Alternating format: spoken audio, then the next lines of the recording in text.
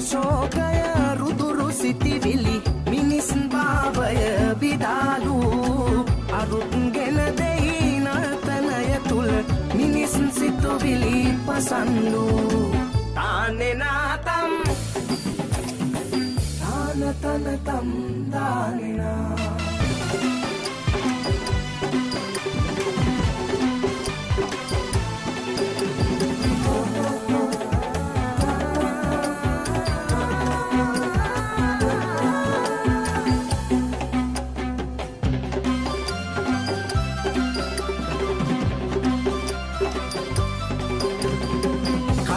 Te